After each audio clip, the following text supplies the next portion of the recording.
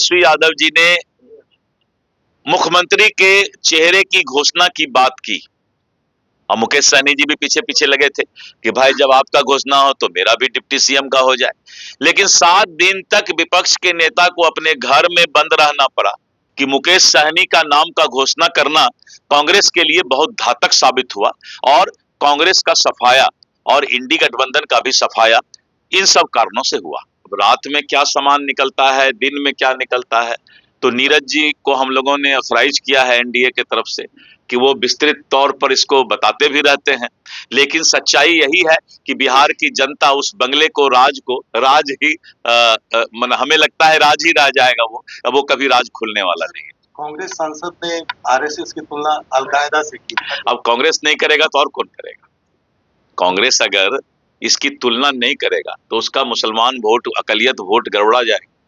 उपेंद्र कुशवाहा के नेता लोग नाराज। उपेंद्र जी ने इसको स्पष्ट कर दिया है और हमें लगता है कि उपेंद्र जी ही बेहतर जवाब दिए हैं, इसलिए इस पर और चर्चा की आवश्यकता नहीं है। मांझी कर रहे हैं राज्यसभा सीट को लेकर, उनके बेटे ने अब ये बात पुरानी बात हो गई और संतोष जी ने सब स्पष्ट कर दिया है। नमस्कार, आप बोले भारत देख रहे हैं। मैं हूं आपके साथ कमलेश। आरजेडी और कांग्रेस अब गठबंधन में नहीं रहेगी। मुकेश सहनी के वजह से कांग्रेस का और महागठबंधन का ये हाल हुआ। डिप्टी सीएम की घोषणा करना महागठबंधन को भारी पड़ा। जब यह सवाल पूछा गया मंत्री दिलीप जायसवाल से, तो देखिए क्या कुछ कहते हुए नजर आ रहे हैं मुकेश सहनी से लेकर के तेजस्वी यादव पर। मुकेश सहनी चुनाव हारने के बाद 1 सप्ताह तक घर में बंद रहे और भी क्या कुछ कह रहे हैं दिलीप जायसवाल, सुनिए इस वीडियो में।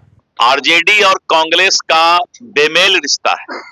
आपने इलेक्शन के वक्त भी देखा होगा कि जब तेजस्वी यादव जी ने मुख्यमंत्री के चेहरे की घोषणा की बात की और मुकेश सहनी जी भी पीछे पीछे लगे थे कि भाई जब आपका घोषणा हो तो मेरा भी डिप्टी सीएम का हो जाए।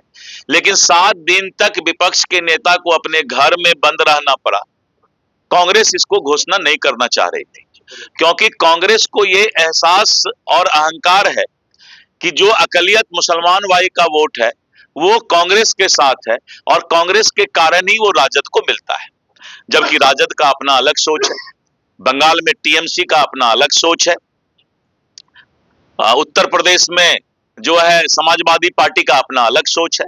तो पूरे देश के अंदर जो इंडी गठबंधन है, कांग्रेस और क्षेत्रीय दल में कंपटीशन है कि अकलियत भाई मुसलमान भाई किसके साथ है। और यही कारण है कि राजद और कांग्रेस का बेमेल रिश्ता है। ये कभी एक साथ रह ही नहीं सकते हैं क्योंकि राहुल गांधी जी और कांग्रेस कभी भी क्षेत्रीय दल के नेता को आगे नहीं बढ़ा सकते हैं। कांग्रेस के अंदर रहकर वो अगर वो काम करेंगे तभी उनको वो साथ लेकर चल सकते हैं। मुकेश सहनी को लेकर कहा है कि उनको डिप्टी सीएम का नाम का हम लोगों ने घोषणा किया, ये गलती हो गई, इससे लोग नाराज हो गए क्योंकि उनके पास कुछ नहीं था, उन्होंने दबाव देकर अपने नामों का घोषणा किया। ये बात कांग्रेस ने एहसास किया है, जैसा कि हमने मीडिया से भी देखा है कि मुकेश सहनी का नाम का घोषणा करना कांग्रेस के लिए बहुत घातक साबित हुआ और कांग्रेस का सफाया और इंडी गठबंधन का भी सफाया इन सब कारणों से हुआ। आरजेडी राबड़ी आवास को लेकर सर चर्चाएं तेज है। नीरज कुमार ने भवन निर्माण विभाग को लेकर भी कहा और उन्होंने कहा है कि वहाँ पंखा, गमला, ये सब रात के अंदर देखिए ये जो आवास का मामला है राबड़ी जी का, इसको राज को राज रहने दो, क्योंकि इस राज को अब जो है रात में क्या सामान निकलता है, दिन में क्या निकलता है, तो नीरज जी को हम लोगों ने ऑथराइज किया है एनडीए के तरफ से कि वो विस्तृत तौर पर इसको बताते भी रहते हैं। लेकिन सच्चाई यही है कि बिहार की जनता उस बंगले को राज ही हमें लगता है राज ही रह जाएगा वो, अब वो कभी राज खुलने वाला नहीं है। कांग्रेस सांसद ने आरएसएस की तुलना अलकायदा से की। अब कांग्रेस नहीं करेगा तो और कौन करेगा?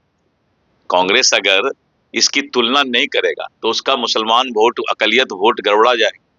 इसीलिए कांग्रेस बीच बीच में किसी भी तरीके से मुस्लिम वोट, अकलियत वोट उससे खिसक न जाए। क्षेत्रीय दल ममता बनर्जी, तेजस्वी यादव, अखिलेश यादव, इन लोगों के साथ नहीं चला जाए। तो ये इंडी गठबंधन में आपस में कंपटीशन के लिए ये आरएसएस और बीजेपी पर आरोप गढ़ते हैं। ये आरएसएस और बीजेपी पर आरोप नहीं है, ये आपस का उनका कंपटीशन है तुष्टिकरण की राजनीति सर, में। उपेंद्र कुशवाहा को लेकर पहले उन्होंने बेटा को सेट किया, बहू को सेट करने की बात हो रही है। उपेंद्र कुशवाहा के नेता लोग नाराज हैं। उपेंद्र जी ने इसको स्पष्ट कर दिया है और हमें लगता है कि उपेंद्र जी ही बेहतर जवाब दिए हैं, इसलिए इस पर और चर्चा की आवश्यकता नहीं है। जीतन राम मांझी कर रहे हैं राज्यसभा सीट को लेकर, उनके बेटे ने अब ये बात पुरानी बात हो गई और उनके बेटे ने संतोष जी ने सब स्पष्ट कर दिया है, तो ये अब पुरानी बात हो गई। देखिए, रोहतासगढ़ पर्वत पर जो रज्जू मार्ग में 2 स्टेशन टावर के साथ अतिरिक्त 5 टावर का प्रावधान है और इस रोपवे का कुल लंबाई 1326 मीटर है और इसमें 18 केबिन का प्रावधान किया गया है। प्रत्येक केबिन में 4 लोग बैठेंगे और 4 लोग बैठ करके रोपवे में रोहतास घाट के पर्वत के ऊपर जाएंगे। ये हम लोगों ने जनवरी में शुरुआत करने का जो है ट्रायल रन इसी के लिए हम करवा रहे थे और इसी में जो है जब ट्रायल रन किया गया, लोड दे करके ट्रायल रन किया जाता है, तो जो एक टावर हमारा है वो यूटीपी रिटर्न शिप में जब लौट रहा था रोप पे, तो वायर रोप स्लिप कर गया। जो वायर रोप था वो स्लिप कर गया। तो इसमें हम लोगों ने जो टावर नंबर 5 है, एक टावर क्षतिग्रस्त हो गया। हम लोगों ने इस पर जांच बैठाई और जांच रिपोर्ट में जो आया है कि लौटते वक्त टावर कैसे स्लिप किया, तो इसके लिए हम लोगों ने आईआईटी पटना के एक्सपर्ट इंजीनियर को क्या लोड डिस्ट्रीब्यूशन में कमी रह गई आपस में, ये इस बात का जांच करने के लिए दिया है।